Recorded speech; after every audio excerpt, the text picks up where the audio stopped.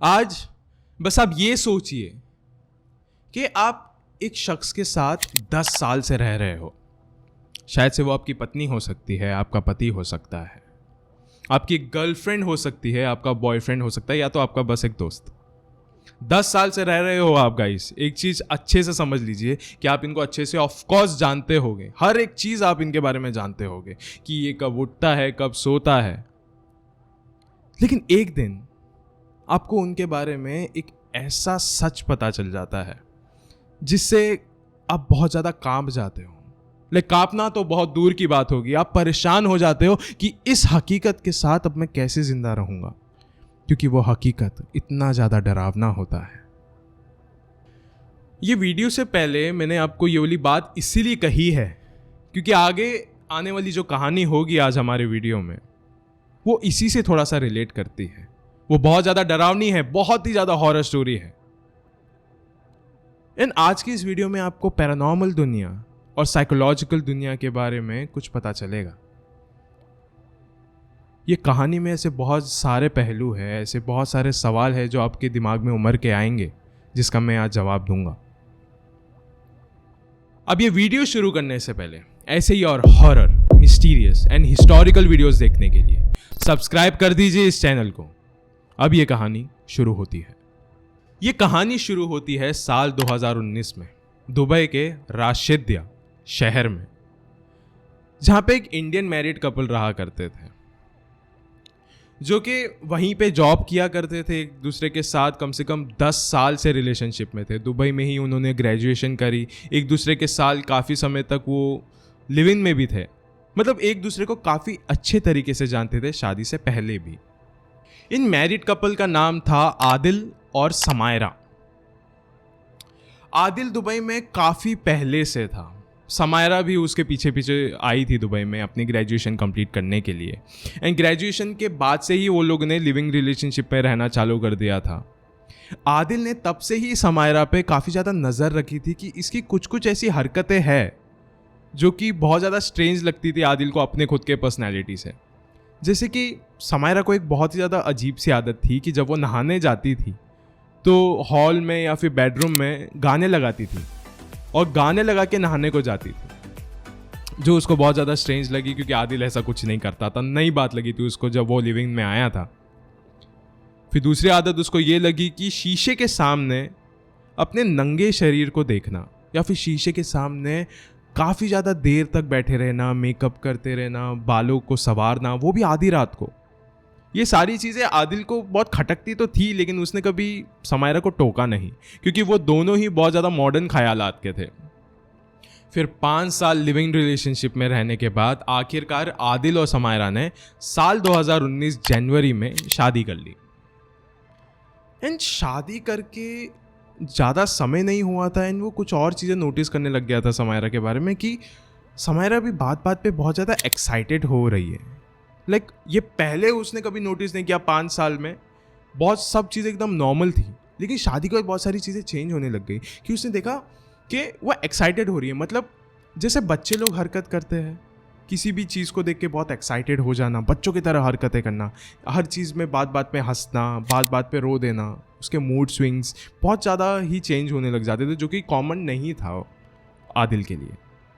अब ये एक बार की बात है जब आदिल को बहुत ज़्यादा काम आ गया था उसके ऑफिस में एंड वो रात को बहुत ज़्यादा लेट लौट रहा था अपने घर पे। कुछ रात के 1 बज रहे थे। वो घर के अंदर जैसे ही उसने चाबी से खोला, अनलॉक किया अपने घर को, वो जैसे अंदर एंटर किया उसने सुना कि बहुत ज़्यादा तेज़ गाने की आवाज़ आ रही है। वो तो उसने बाहर से ही सुन लिया था, लेकिन ये नहीं पता था कि वो उसके घर के अंदर से ही आ रही है।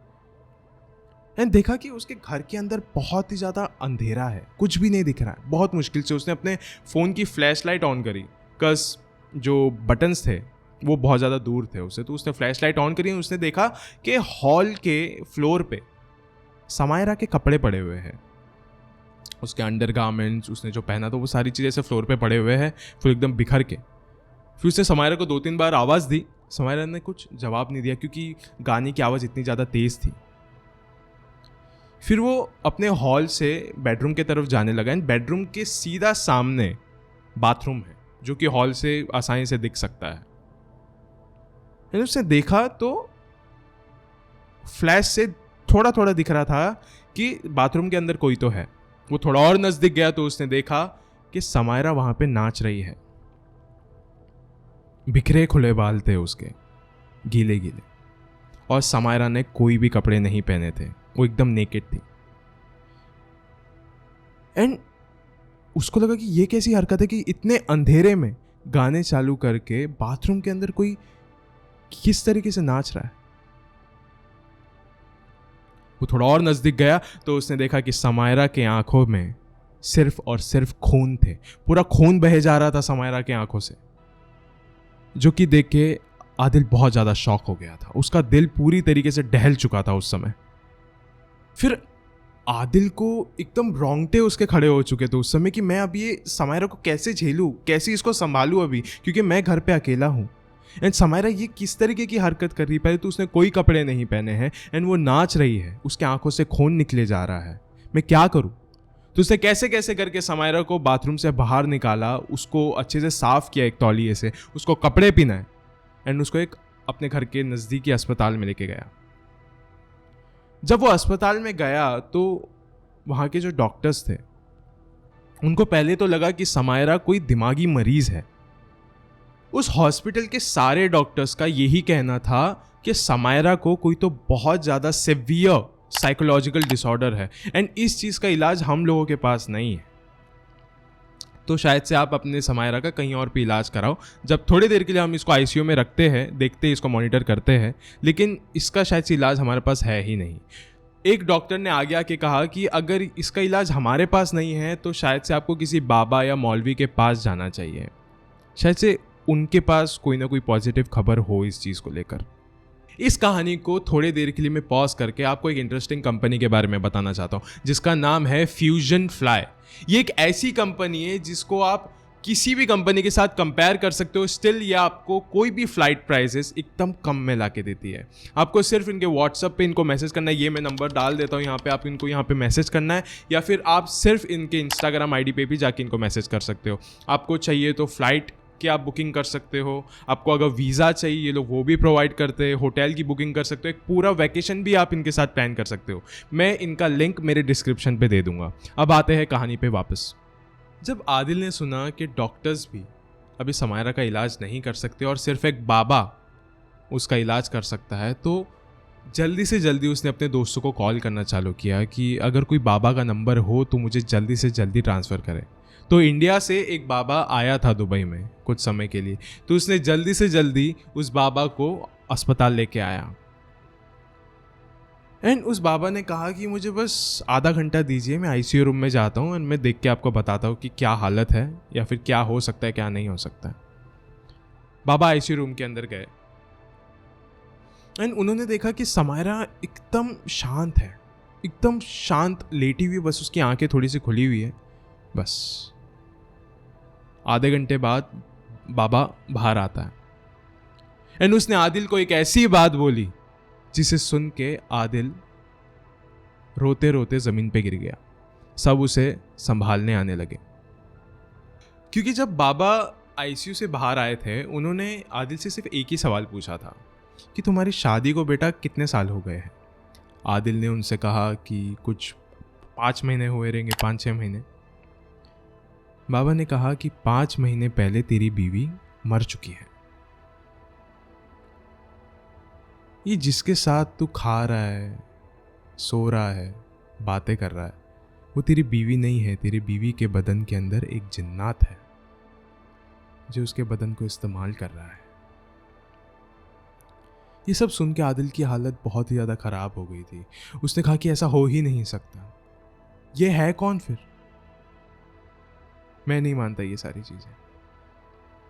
फिर बाबा ने उसे पूछा कि अपनी बीवी के बारे में जो उसकी अच्छी बुरी आदतें हैं वो सब मुझे बताना शुरू कर, मैं तेरे को बताता हूँ कि कब क्या हुआ था।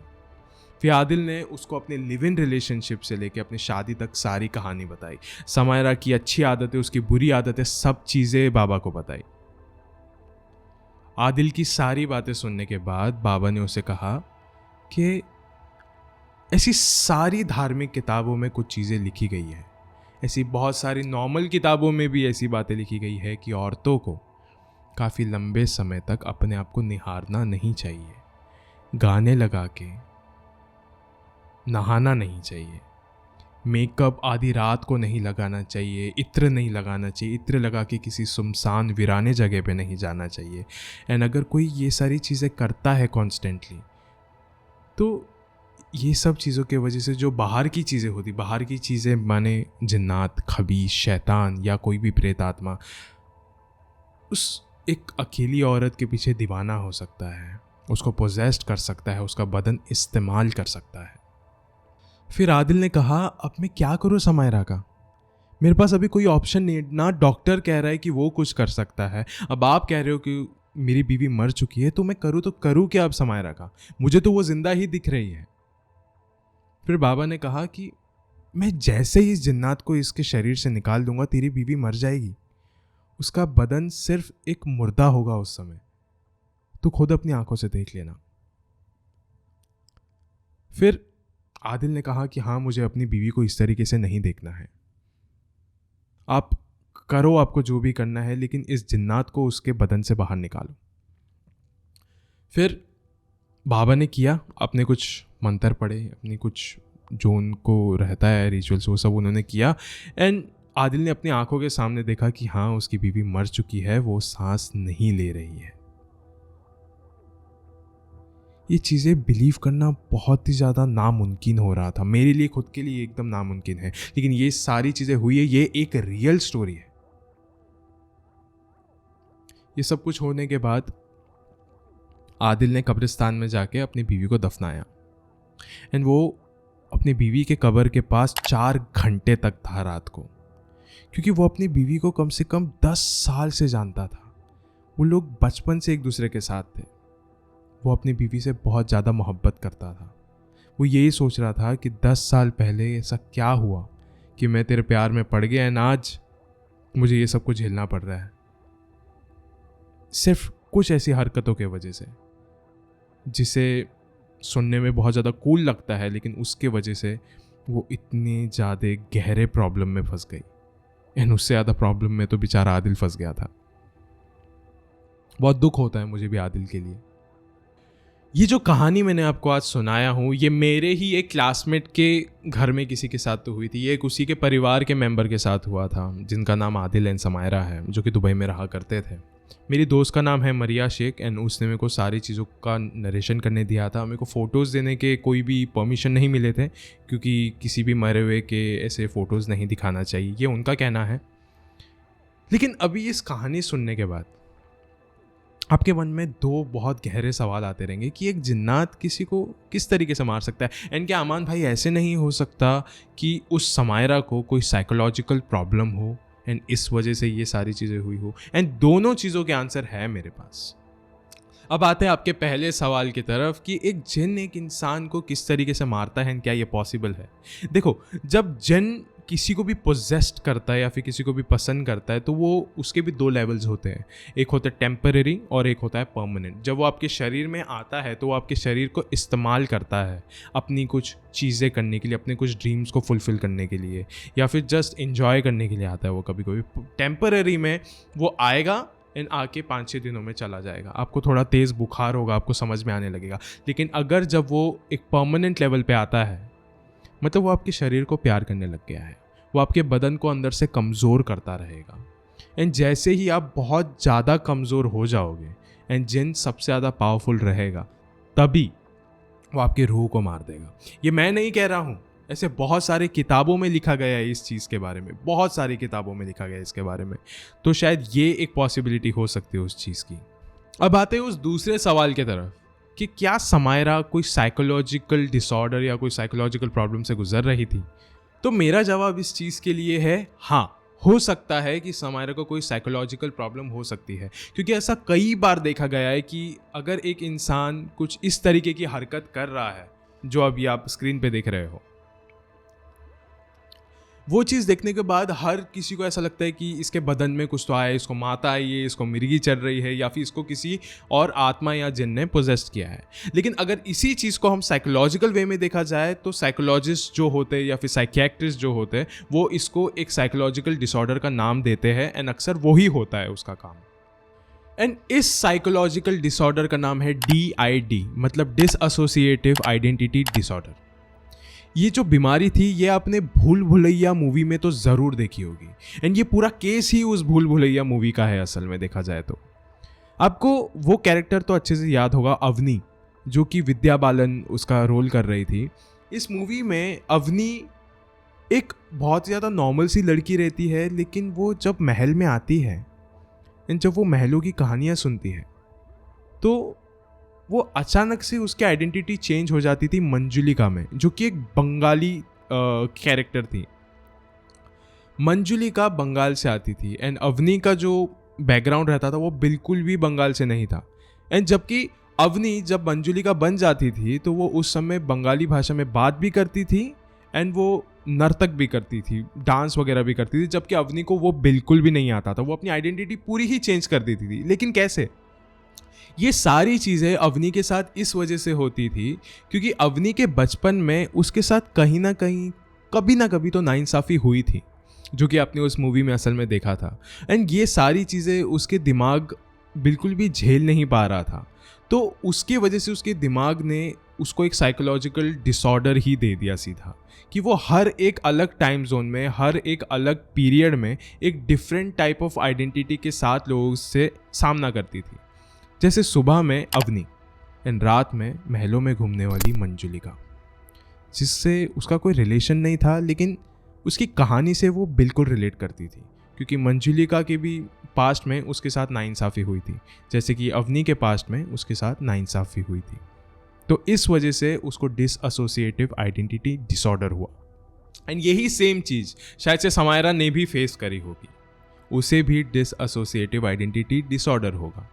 हो सकता है कि उसके बचपन में या फिर उसके पास्ट में उसके साथ कहीं ना कहीं नाइंसाफ़ी हुई हो एंड इसी वजह से वो सुबह में समायरा एक्ट करती थी एंड रात को एक नाचने गाने वाली कोई और आइडेंटिटी उसने पकड़ ली होगी, जिसको शायद से आदिल ने या फिर उस बाबा ने एक जिन्नात समझा एंड इसी वजह से शायद से उसके दिमाग ने उसका साथ नहीं दिया एंड उसकी जान चले गई। आज इस वीडियो के अंत में मैं आपसे बस इतना ही कहना चाहता हूँ कि जब भी आप किसी इंसान के साथ, चाहिए 10 साल से रह रहे हो, 20 साल, 25 साल या 30 साल से रह रहे हो, चाहे वो आपकी पत्नी हो, पति हो, गर्लफ्रेंड हो, बॉयफ्रेंड हो या आपका सिर्फ महज एक दोस्त हो, कभी भी ये नहीं सोचना कि इसके ज़िंदगी के बारे में मुझे सब कुछ पता है, क्योंकि ऐसा कुछ भी नहीं होता। हर किसी के ज़िंदगी में कोई ना कोई ऐसा राज ज़रूर छुपा होता है, लेकिन कभी कभी ये राज ना ही रहे तो बेहतर है, वरना हो सकता है कि कभी ये राज किसी के मौत का कारण बन जाए। शुक्रिया।